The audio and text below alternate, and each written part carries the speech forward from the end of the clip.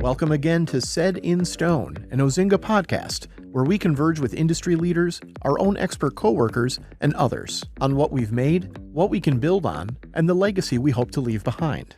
Make sure to follow or subscribe to the program on your preferred podcast app, as well as on YouTube for full video of each conversation. You can also find clips of our program on Instagram at saidinstone_podcast. Today's guest is Pastor Corey Brooks, founder and senior pastor of New Beginnings Church of Chicago and the CEO of Project Hood, an acronym for Helping Others Obtain Destiny. Pastor Brooks has been known to bring attention to worthwhile community causes through his own disciplined and deliberate action. In the early 2010s, he spent almost 100 consecutive days on the roof of a dilapidated motel to draw focus to gun violence and poverty on Chicago's South Side. He later tripled down on those efforts around 2022, living on top of a separate building for nearly a full year through extreme heat and cold to raise $20 million, launching the Leadership and Economic Opportunity Center in Chicago's Woodlawn neighborhood. Now, Pastor Brooks is attempting another feat, this time walking from New York City to Los Angeles. Today, we'll find out why, as well as how you at home can sponsor a mile of this incredible journey. We'll also hear what drives Pastor Brooks to challenge himself in the name of his community and what we can learn from these meaningful, physical endeavors. Let's listen in on today's conversation, led by Ozinga CEO, Marty Ozinga. Pastor Corey Brooks, glad to have you here. Thanks, Marty. I'm glad to be here. It's always a pleasure to be with Ozinga. We've known each other for quite some time. Absolutely. You've been a blessing in our lives, and we've known each other for a while. So Same. Yeah. As long as we've known each other, though, I don't feel like I've heard the full story, like from the beginning. So where were you born and, all that stuff? Absolutely. So I'm a country boy at heart. I was born in a little town called Kenton, Tennessee. It's about 60 miles right outside of Memphis. And Kenton is a little population of now it's about probably 800 people, but when I was born, it's probably about 2,000 people. It's known for, this is interesting, the home of the white squirrel. Okay. And I did not know that squirrels were any other color until I moved at 10 years old to Muncie, Indiana with my mom when she got married to my stepdad. And I got into a fight with a kid on the playground because I saw this animal and I was like, what is that? And he's like, it's a squirrel. And I was like, no, that's not a squirrel. Squirrels are white.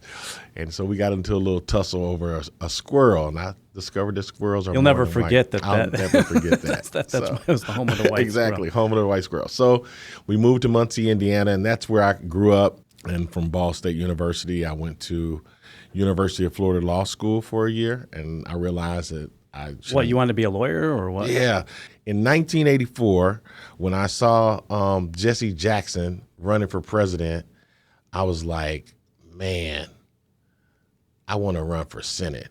And so I thought the best pathway to run to be a senator would be to go to law school. So I graduated high school in 87. Why do you think you had that aspiration? It just inspired you, seeing that inspired campaign? Me. The campaign inspired me. I didn't know anything about, first of all, I didn't know anything about politics, and I certainly didn't know anything about Democrats and Republicans. I just thought all black people, were Democrats. So I was a Democrat. My family was Democrats, and Jesse Jackson inspired me, especially his speech. And so I was like, you know what?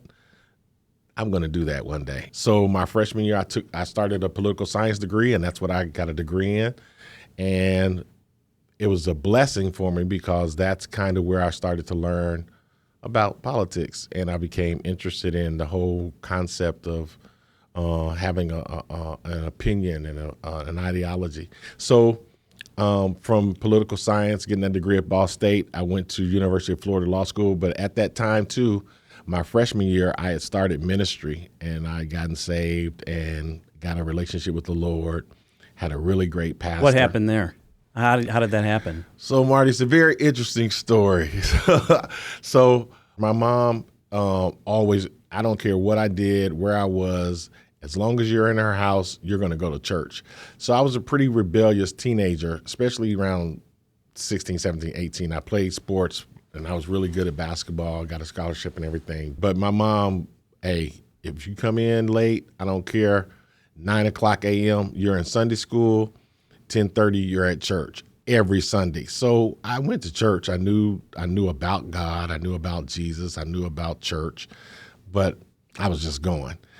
But this one particular time, there was this girl, and Marty, she was really pretty. She was really pretty.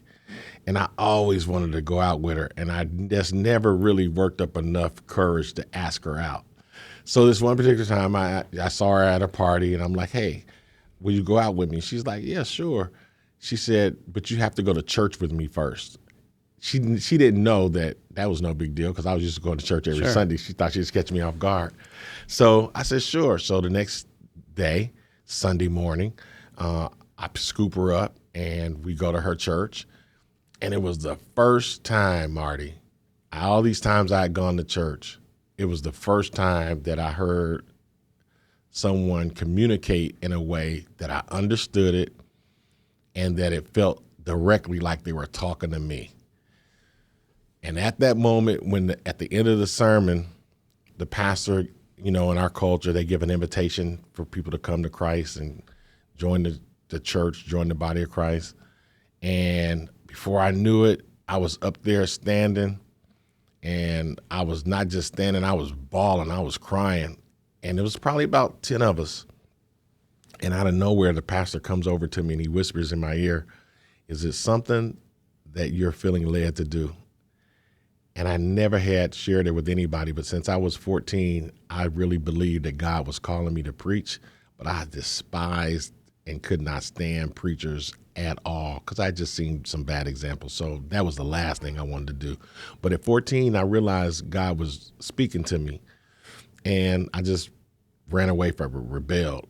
And so when he whispered that in my ear, I told him, yeah, I think God's calling me to preach.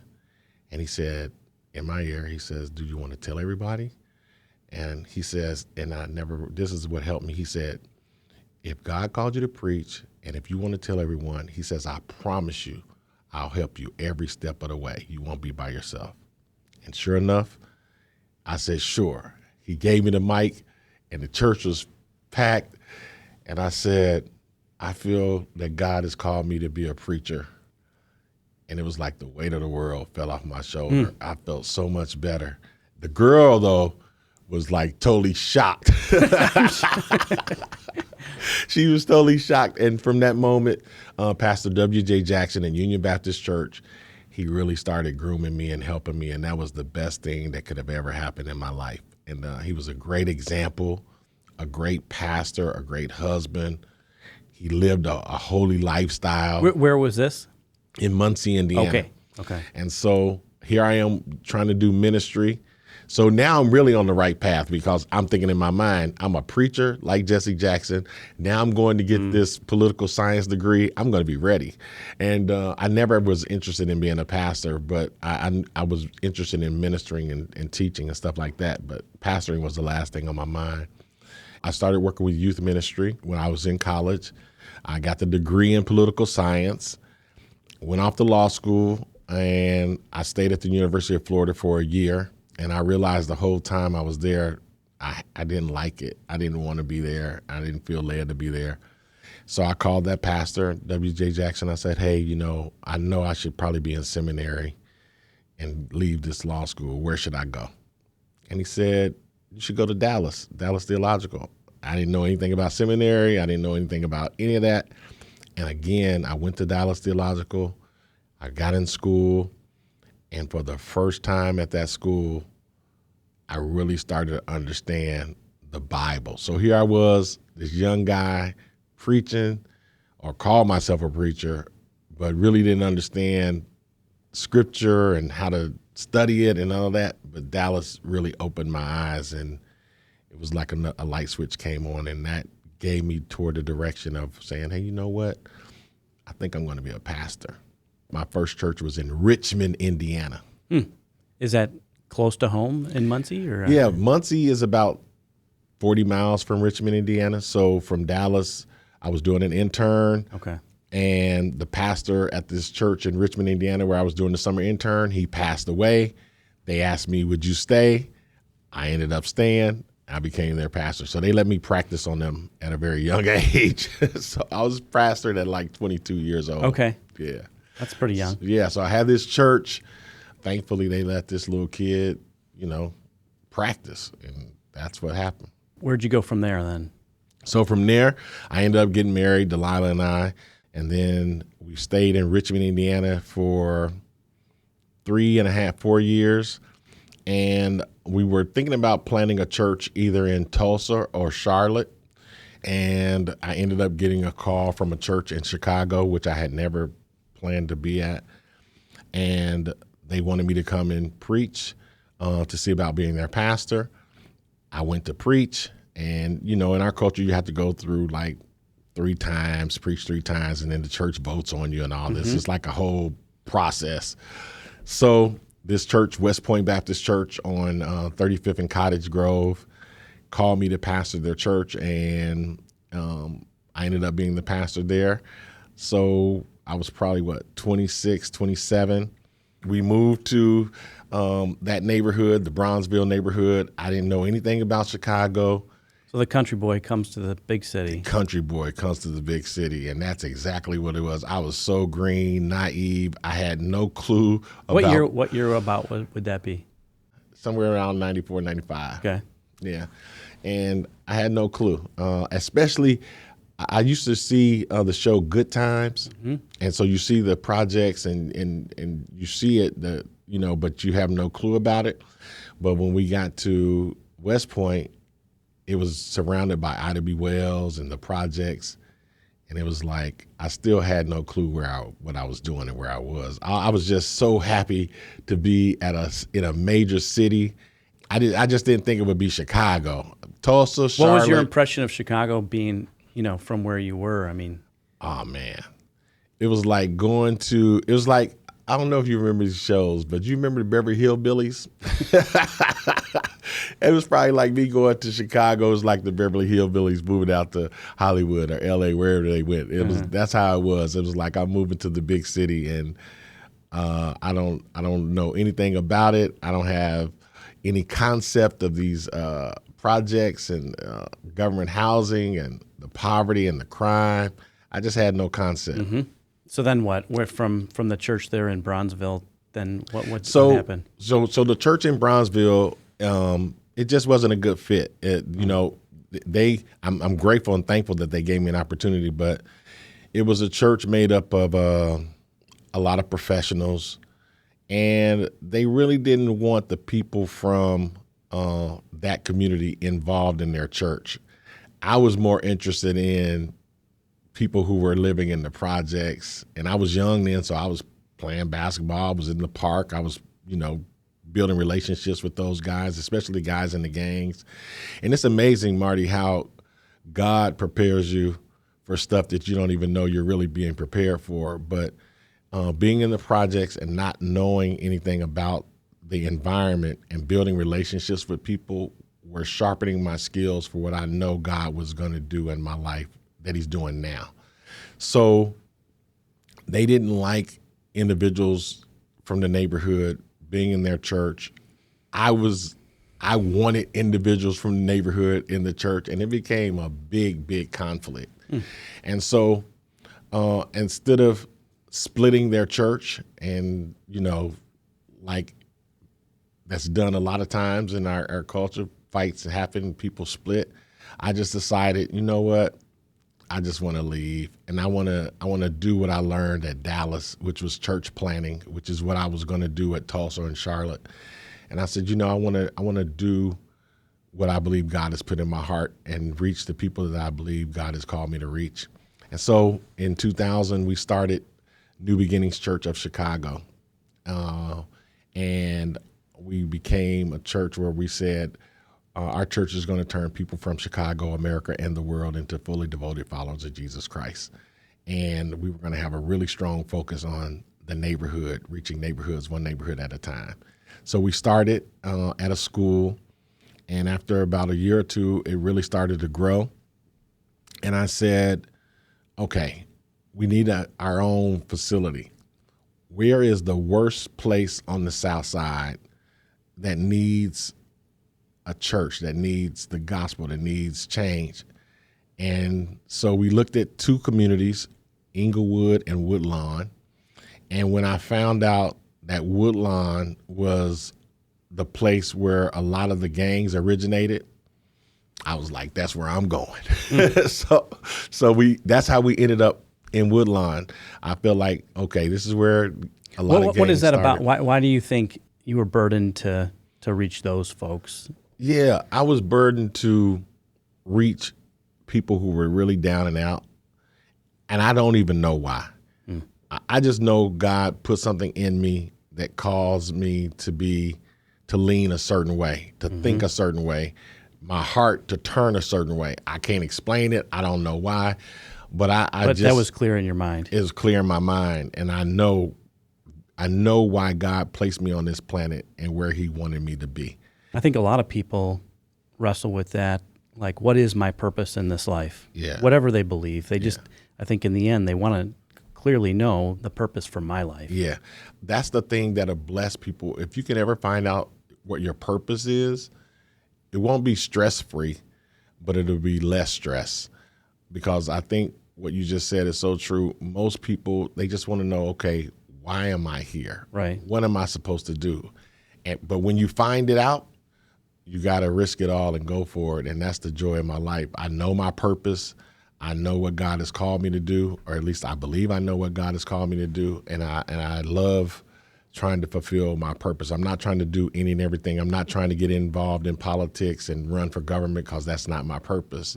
My purpose is to be a pastor, and my purpose is to transform a neighborhood. And my purpose is to create an example for other neighborhoods to use to transform their neighborhoods. So how do you reconcile sort of the dream that you had, or the inspiration you had, like when you to run for office, and then someday it's like, well, that wasn't that, now you're very clear that that's not what I want to do. Yeah. You know, like if a young person like is inspired, they think they want to be something, they see someone else and they think, I want to do that. And then at some point you discern that that's not what I want to do. Yeah. I think as you grow, for me, as you grow in age and wisdom and in a relationship with God, He starts to lead you and guide you into the direction that He wants you to be. He starts to order your steps, and you start to figure out, okay, my ways are not His ways. My thoughts are not His thoughts. And His direction that He wants me to go in life is maybe a little different than the direction that I wanted to go. But the good thing about it is all those things that I learned are helping me to this day in the purpose that God has given me. It's amazing how at a young age, God was allowing me to do what I thought I was doing, but really it was actually God sovereignly working it so that He could use it later on. And that's what amazes me. You thought you were asking a pretty girl to on a date, and look at what He did. I thought I was going to get this date with this pretty girl, and I was going to live my life forever with this pretty girl. That's what I thought. Yeah. Yeah. And here you are. With a better girl, right? With a better girl, for sure. With a better girl, definitely. Let that be known. So you found the worst place that you could find in Woodlawn, and you rented some space, or you started to build a place, or what happened? So we found this space. It was an old, dilapidated skating rink, and even the history behind that, it was called Route 66.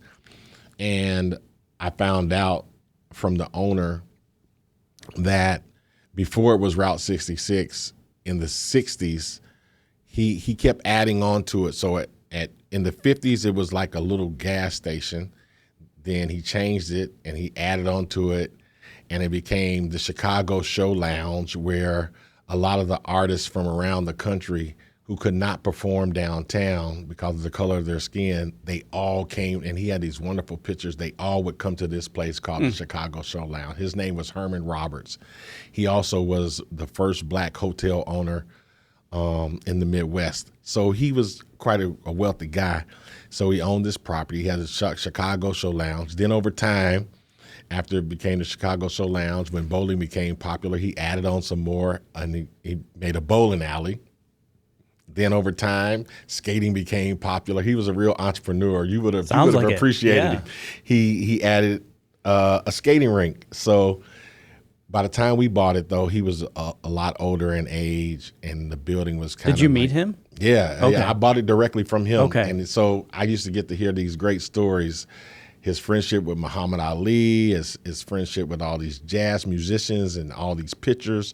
He was a really great storyteller, and everybody on the South Side knew Mr. Herman Roberts. But the building had really suffered in it, and so he was letting people use it that probably should not have been using it. So by the time we got the building, it was graffiti everywhere. It was just a messed up building. It was really horrible. And so I convinced him to sell it to me, and I told him what I wanted to do. He thought I was crazy, but he appreciated entrepreneurship and he appreciated ideas. And so I talked him into selling me the building. I bought the building, and we instantly started just gutting it. And so all the members of our church, we spent our times, our weekends gutting this big old 44,000-foot facility. So we gutted it ourselves. We started raising money, and we convinced the bank to give us the money to rehab it. And so that's how we became New Beginnings Church on 6620 South King Drive. So this is about the time where I first heard about you guys. Yeah. Because one of our drivers was a member of the church or part of this, and he came to me and said, "Hey, we're trying to do some concrete at the church." And I said, "Yeah, sure, we can help you, right. give you a good deal, or donate some of it." And what I didn't realize was they just kept pouring concrete. And I was like, what is going on over there? And so I had to take a ride over there and find out what you guys were doing, because I couldn't believe how much concrete because the inside and outside and everything else, there was concrete going on all over the place. And it was, this is a big project. It was a very ambitious. Project, yes. What year would that would have been like 2006, 2007. Okay. Between 2006 and 2008, those were the years. Yeah. That just goes to show. I hadn't met you at that point, but I rode over there and I was like, this is a big project. Yeah, when they said, we're going to get the concrete from Ozinga, I was like, okay. Man, I was so thankful because we didn't have the money. So you guys helped us with the concrete. And I thought, it's just going to be a little bit of concrete. I don't know how he worked it out. I don't know to this day what happened that caused you guys to give us all that concrete, but I don't know if we gave it all, but I mean, we were a nice portion, a donation. We were donating some of it and whatnot. I just didn't realize it was going to be as much as it was. We figured it all out, but it was a lot of concrete, especially that back concrete wall. It's a big old concrete wall. That was where a lot of it went. Yeah, yes, a lot of it, and we're thankful to this day. Yeah. And so, but that afforded me the opportunity to meet you, and we found out we had a lot of things in common. I think it was 2008. Delilah, your wife, did the prayer of dedication at the school at Daystar, where my kids go to school. So that was another sort of opportunity to meet your wife in that case. But then I think I hadn't met you until maybe we fast forward to the building across the street from the church. Tell us that story. So we had this building, this hotel across the street that was like an eyesore, and the gangs were using it, prostitutes were using it, and we wanted to get rid of it, and we didn't have the money to purchase it, and so we first protested and got it shut down, and I decided to go up on the roof and not come down until we raised enough money to purchase it and tear it down so we could start a community center. So in 2011, I went up on the roof of that motel. Did you get permission for this, or did you just say no? No, I didn't get no permission. And went up on the roof of the motel. And how long did you think you'd be up there? How much were you trying to raise at that point? We were trying to raise $400,000, and what that was a lot back and then. Still a lot. Yeah, still. What time of year was it that you said I'm going to go up? It was November the 20th. And we're in Chicago, so was that? I mean, that's did you? I mean, I thought I'd be down by Thanksgiving. November 20th, 7 days. I'm back down. Okay. That's how I thought it was going to go. Why did you think that? I was praying, when you're crazy and have faith, you just praying, you're like, God's going to do it. So you think, I'll go up there for a week and we'll raise the money somehow or another. I thought the Ozingas would hear about it and all the brothers would come together and they'd have a brotherly meeting and they'd say, this guy is up there, let's go help him. But the Ozingas, I don't know what happened. They didn't show up.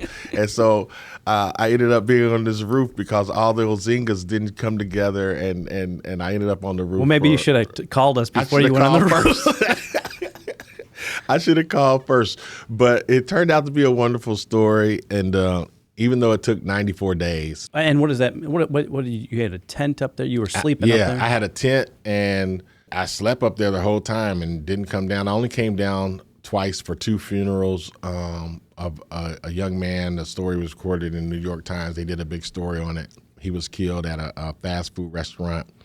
And then there was another young man in our neighborhood that was killed. So I came down and did those funerals and then went right back up. So I stayed there 94 days and I did some sermons from the roof, and I was inviting people to come to the roof and everything. Other than how long you ended up being up there, what else surprised you about your time sort of on the roof? I mean, it started gaining a lot of attention. Even though I didn't think I would be up there that long, I was really surprised how much attention it started to get and how much momentum really started to build. So that surprised me, and I was really grateful and thankful. Who were some of the people that went up there? I have this picture that I have in my office, and people, it's a funny picture, but I'll tell you about it.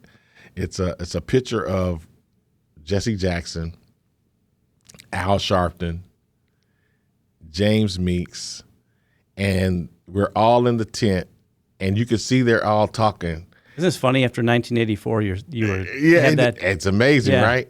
And so they're singing in the tent, and they're having a great conversation. It's a great conversation. It's like, and I'm just sitting there listening, but the guy captures the picture, and it looks like I'm looking at them like, man, I don't agree with any of this. Okay. But did someone say that's what you look like? Yeah. Okay. Somebody told me it looks like that I don't agree with it. But it really, though, it's not that I didn't agree with it. It's just that I was so struck that I'm in this tent with 3 of the guys. These national figures. National figures that I never would have thought about being in their presence.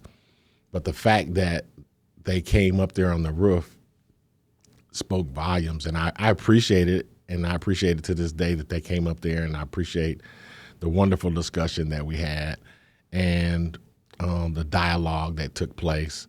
So I was actually, I was an elder in my church in the city, and we were praying, and my pastor actually said, like, it's just kind of strange that we have this guy on the roof through the winter, a pastor, and we haven't come together as even a Christian community to get, to take care of this. So let's get this guy off. And I had some conviction about that. So I went to my dad and said, what do you think? He needs this much more to get him off the roof. What do you think of doing that? And so my dad said yes. Yes. And I was able to get up there and talk to you about getting off the roof. And then one thing that struck me was interesting was, that day on the radio. Yeah. So what happened, I'm grateful to God because God has given me some wonderful stories and to increase my faith, and hopefully it increases other people's faith and inspires people. So on day 94 in the morning, I wake up. Every day I was waking up and I was writing in my journal and I was praying. So on day 94, I wrote, Lord, I have this sense of expectation. I have an expectation that you're going to get me off this roof, and I believe it's going to be real soon because I know you have some other things for me to do. And so I'm going to praise you and thank you in advance for what I know you're going to do. And I just kind of did like a little song. I can't sing, but, I'm going to sing this song to you, God. So I'm in the tent. I'm having my own little worship moment. I don't know if I've been up in this tent too long. I'm going, but I'm having my own worship moment. And so about 30 minutes later, my phone starts going crazy, and I'm trying to answer, but for some reason it just keeps getting jammed. I found out that so many people were trying to call me, people couldn't get through, whatever.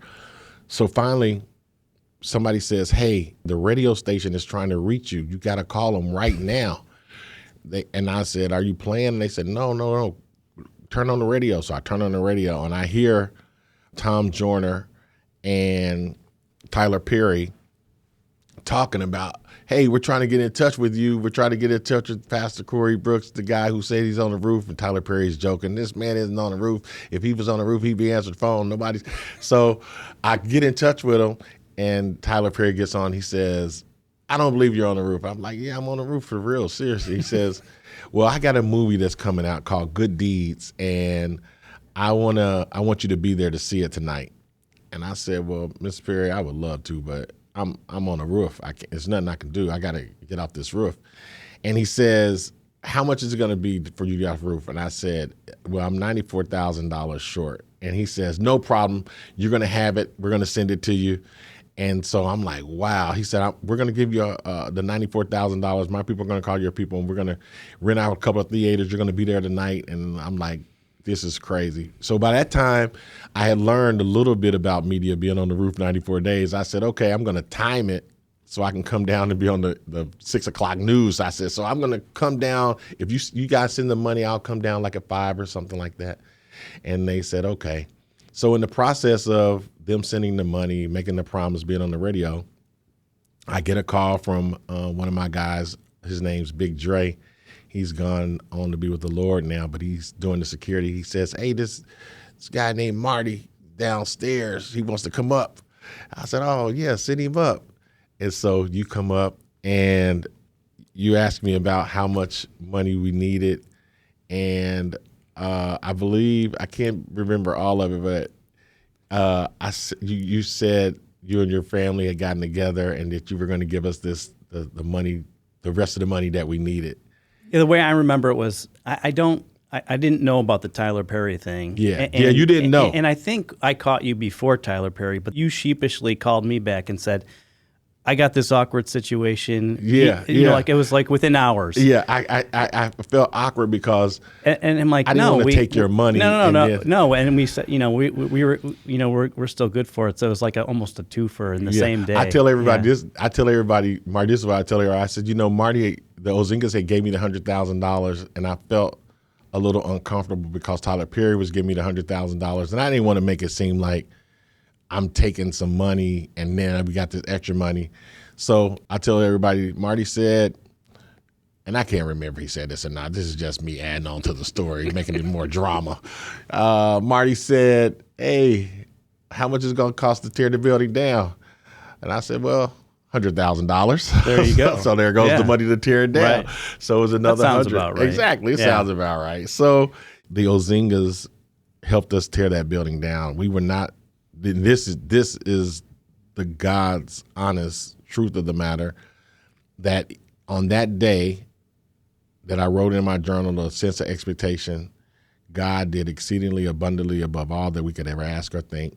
Not only did we get the final payment that we needed to purchase the building, but we even got the money to tear the building down, and we were able to tear that building down instantly.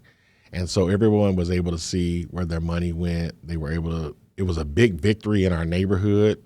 It was a big victory in our church because for 94 days, we had been praying and believing for something. And I think that's real important, Marty, because so many times in our neighborhood, we say we're going to do stuff and we don't do it. And sometimes we need victories in our neighborhood so people can see evidence. Bring us up to speed on sort of that lot across the street that was this bad situation, but you had a dream for what to be there, not just to knock down the building, but you had a dream for something. We wanted to build a center, and not just any type of center. We wanted to build a leadership and economic opportunity center, and we wanted to build a model for what we believe can be placed in urban areas across America to help transform neighborhoods. But once we came up with the concept and the idea, we realized that, okay, this is $25 million and we don't have a dime. So on the 10th year anniversary, we put 8 train containers together. The 10th year anniversary of when I went on the roof the first time, we put those train containers together, built a deck, and I went back up on the roof, and I stayed there for 343 days. 343 days? Yeah, 343 You were up there? days. Yeah, 340. I came down for 2 weeks.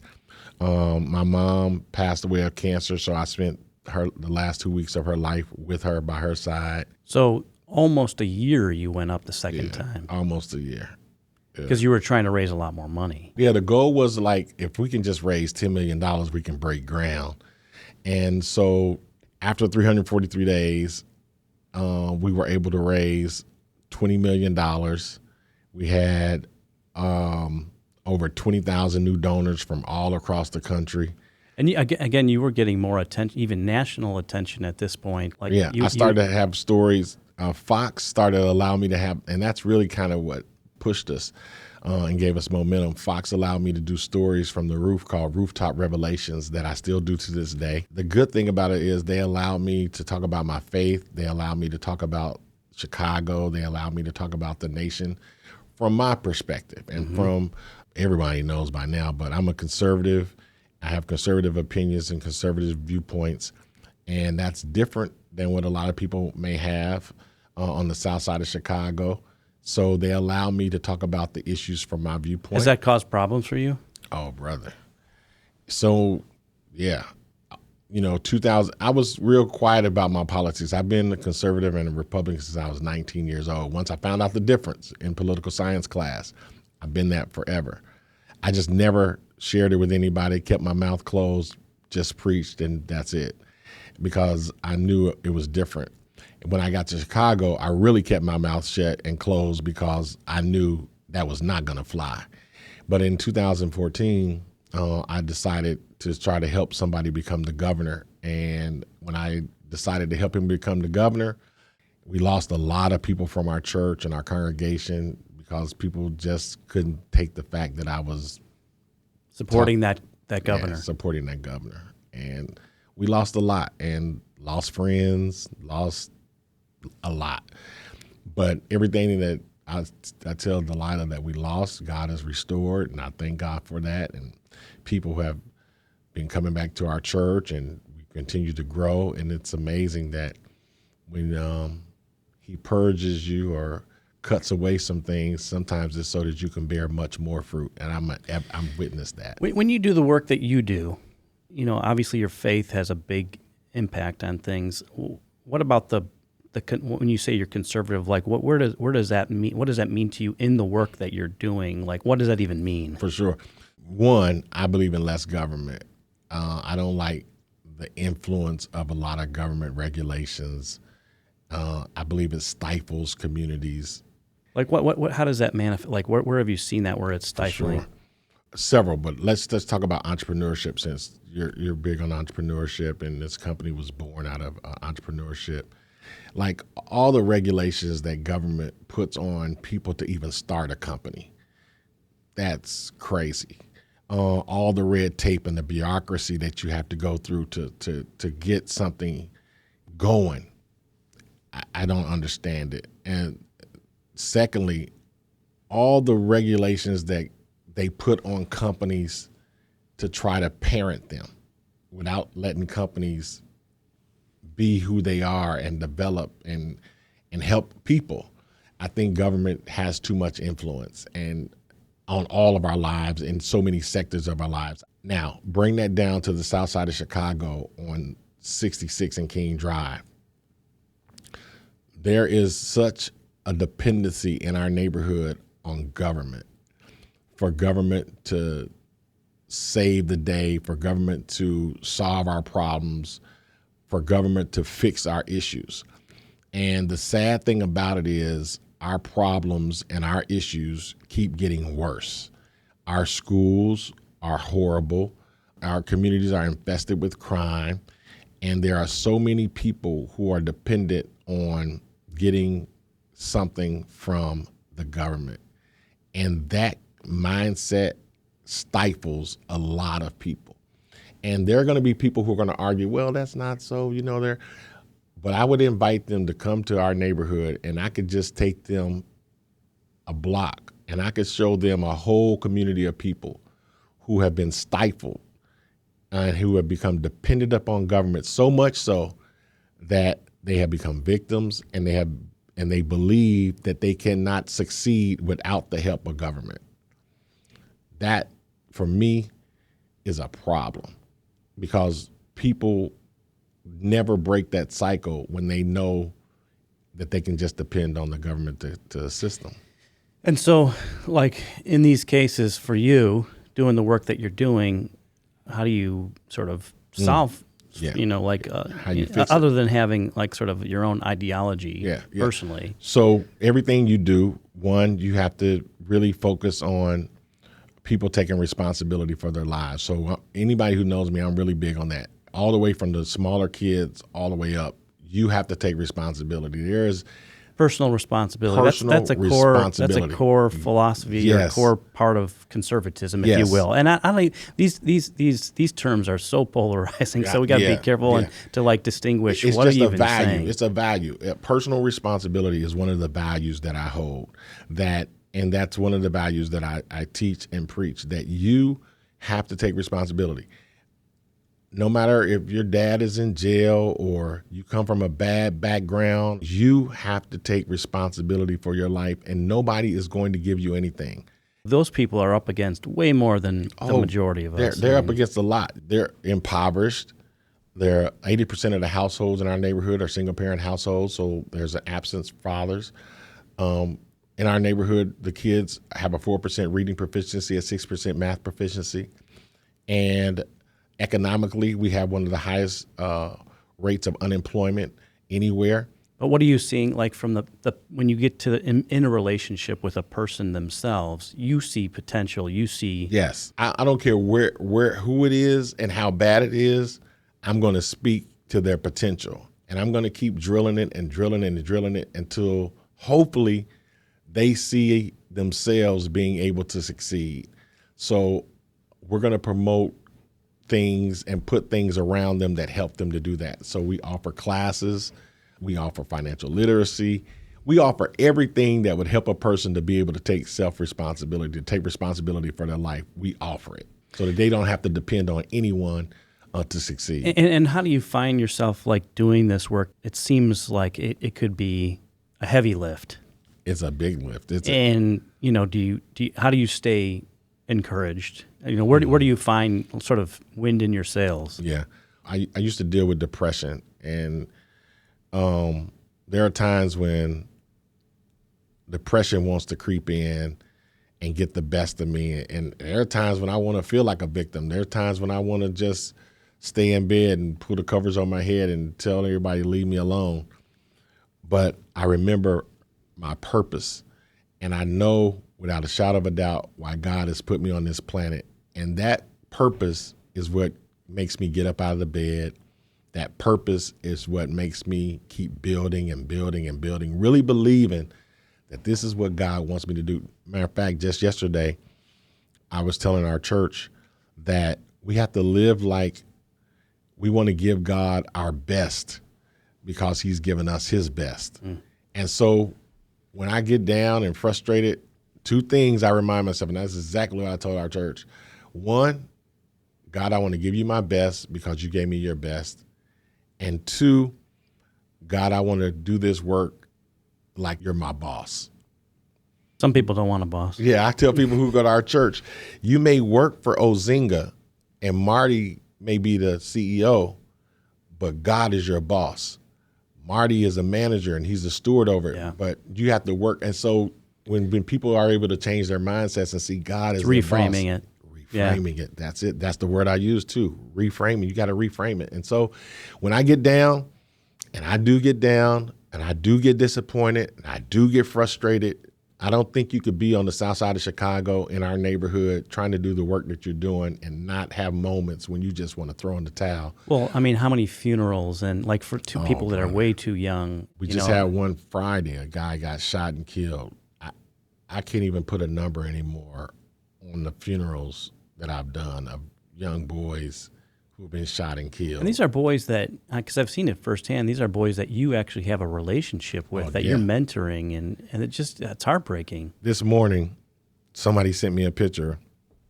It was a picture of 5 kids that grew up in the neighborhood. I know them personally. I know their families. I since they were little boys, since they were 7, 8, 9.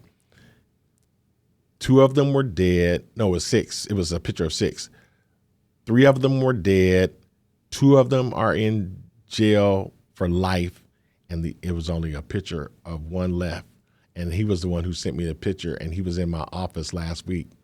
And he was saying, God has been so good to me.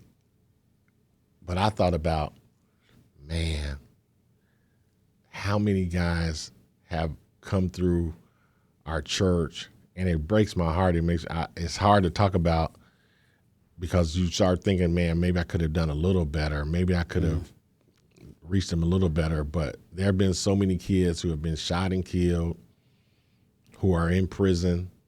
You know, there's probably not a day that goes by that I'm not talking to somebody in jail. That's kind of like my life. These guys call your cell phone or what? They'll call, and they'll call for a lot of reasons. You know, sometimes a lot of them don't have dads.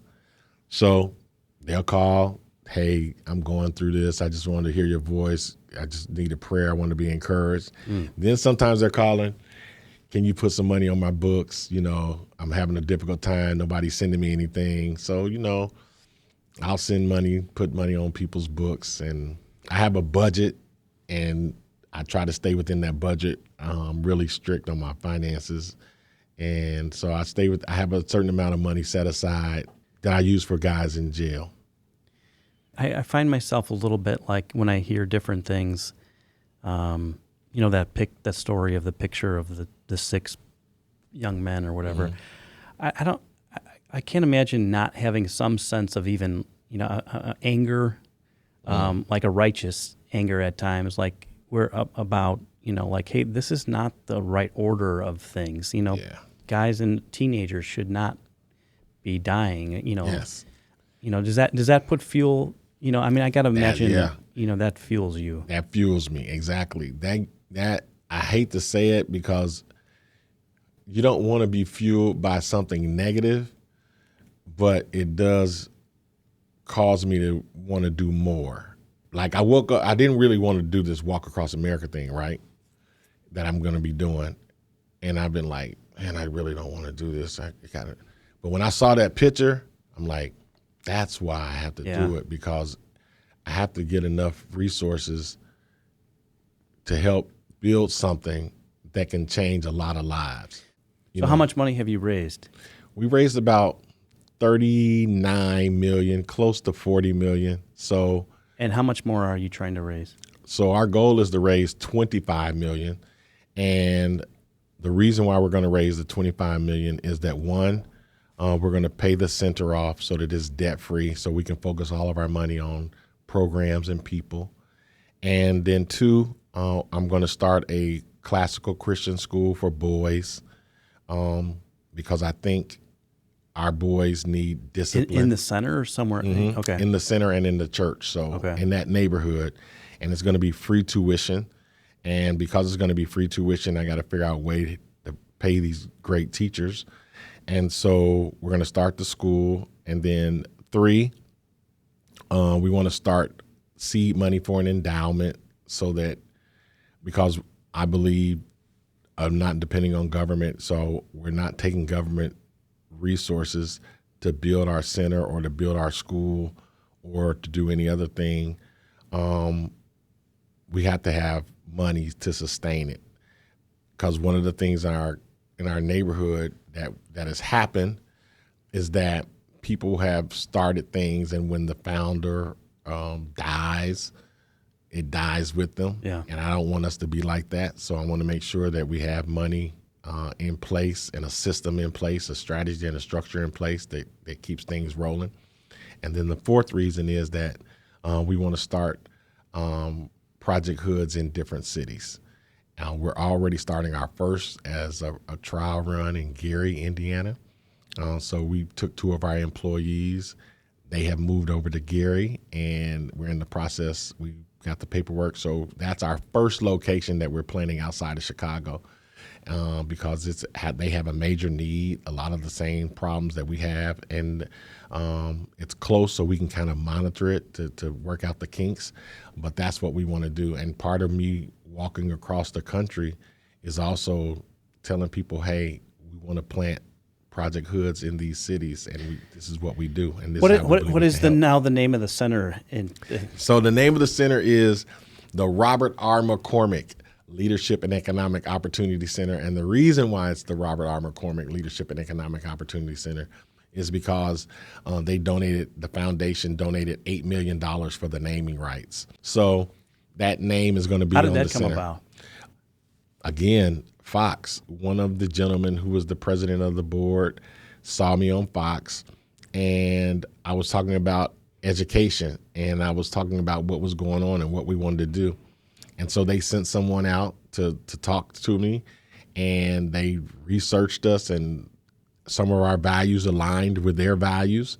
And they said, hey, we want to help you. And they gave us the largest gift that they've ever given out. Yeah. For those who don't know, Robert R. McCormick, tell us who was So that? Robert R. McCormick was a military man originally, and then from that he became a really strong businessman.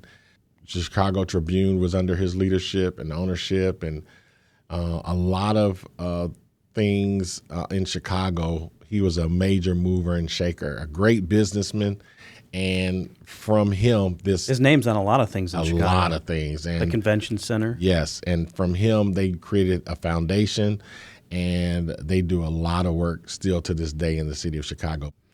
So tell me about, you mentioned Walk Across America. I think you said you're leaving.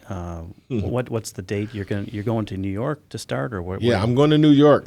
September the 1st, we kick off on Times Square, and we'll be walking for one whole year. So it's going to take us till September the 19th of 2026. So September the 1st of 2025, I'll start off in New York Times Square, and I will arrive at the Santa Monica Pier September the 19th, and we'll have a big celebration in Los Angeles on the 19th. And the idea is to bring awareness to this work that you're doing and raise the money you talked about. It's to bring awareness. It's threefold. It's to bring awareness to the work that we're doing so we can help other cities and rural areas as well. Number two, to raise the funds that we need to do all the things we're doing. But number three, to take the message of faith, hope, opportunity, and merit and show people how that is lived out in a community and how they too can do the same things. And so our whole theme is every block in America can make a comeback. I like it. Yeah. That's great. You have some apprehensions about all this walking, but you feel like you're ready, and you're asking people to join you at different parts on the way. What are you thinking there? So if people go to our website, projecthood.org, they can find out all the places where we're going to be. And we're asking people to join us on the walk along the way. So all they have to do is sign up. Even if they're not giving and they just want to walk and bring attention, they can do that. So they just go on and they sign up. Hey, I want to walk with you when you get to Richmond, Virginia. And we'll have our team, we'll contact them, and they'll tell them like a month out from Richmond, Virginia, on this date, this time, this is where you're going to meet, this is what you're going to do. And they'll have a virtual meeting with them too to make sure that they're okay.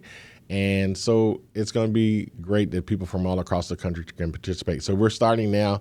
Our goal has been to try to get CEOs and people of influence. So people have been signing up, and it's going to be real interesting. Yeah, no, that's you signed up. Yeah, no, I in Chicago, and I think you threw me on in L.A., which is good too. But some people think I'm walking Chicago to L.A. I'm like, no, in Chicago and in L.A. for a little while. Yeah. Chicago will be coming. So what we did was we said, okay, we're not walking in the Midwest, but we're going to have a detour event. So in June, when we have the grand opening of the center, wherever we are in the country, and I think in June we're supposed to be either in Texas or somewhere. We're going to stop, come to Chicago on that Saturday and that Sunday, have a major event that we're going to walk in Woodlawn and on that Saturday, and then we're going to have a major grand opening. So we'll have a walk with people from the Chicagoland area, and then we'll walk to the center to open it up. So great. We'll probably meet somewhere on the lake, and then from the lake make a short 1 or 2 mile walk to the center. Well, I just want to say that I'm inspired by the good work that you're doing. I think the thing that's, for me, the thing that is significant is that you stay with it. You know, there's a lot of folks who, you talked to this a little bit. You have a big idea, and you get it done. You could have knocked down the building or whatever, and And then, after a little while, it's time to move on or whatever. But you continue to persevere. You continue to be steadfast through ups and downs. For sure. And, I just appreciate, your perseverance Thanks. in the face of, a lot of difficult, circumstances. Sure. I wish you the best in Thanks. this walk. And, I look forward to joining you out there at different times of the way.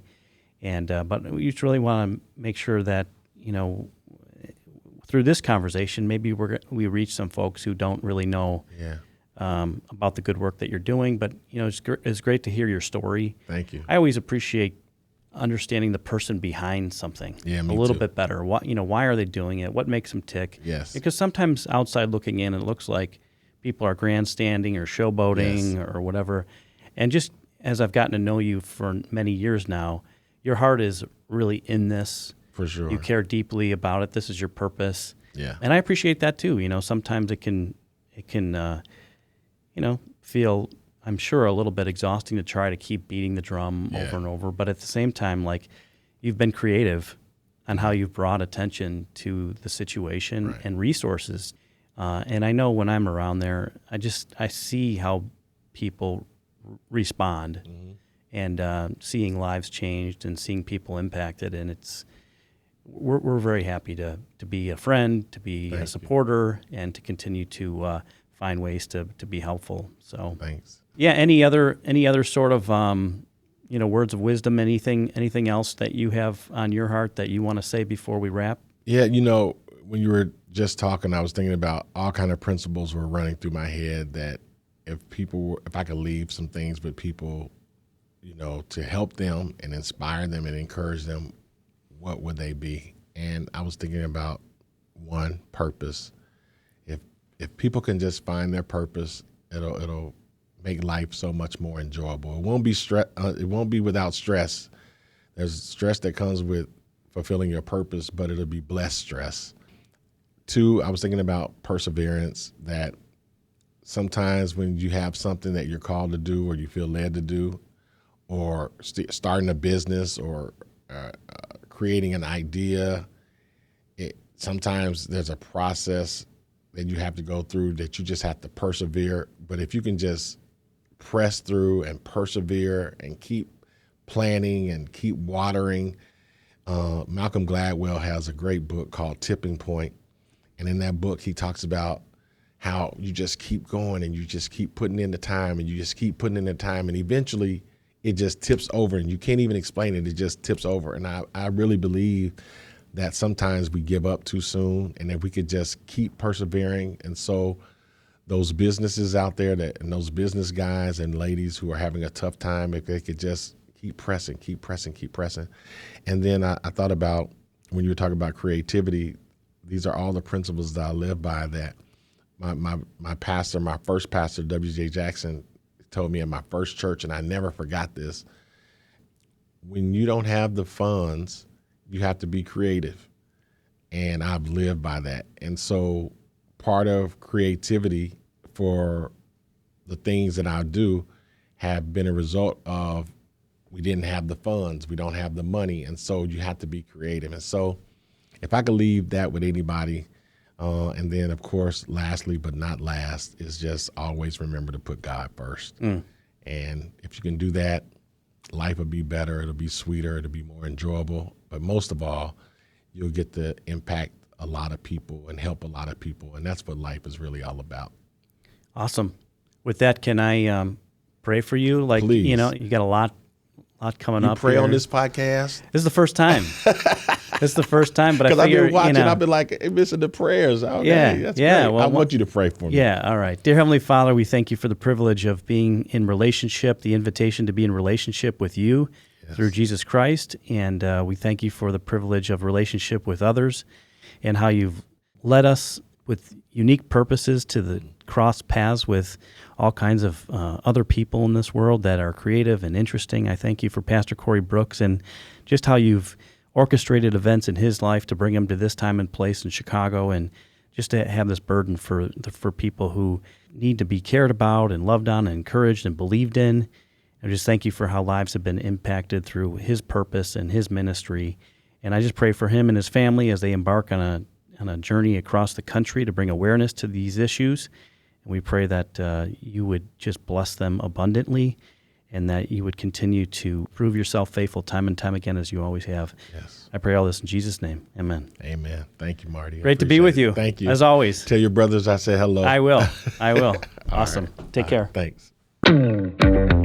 Make sure to subscribe to Set in Stone on your preferred podcast app, as well as on YouTube for full video of every conversation. Keep up on our social media and company updates over at ozinga.com.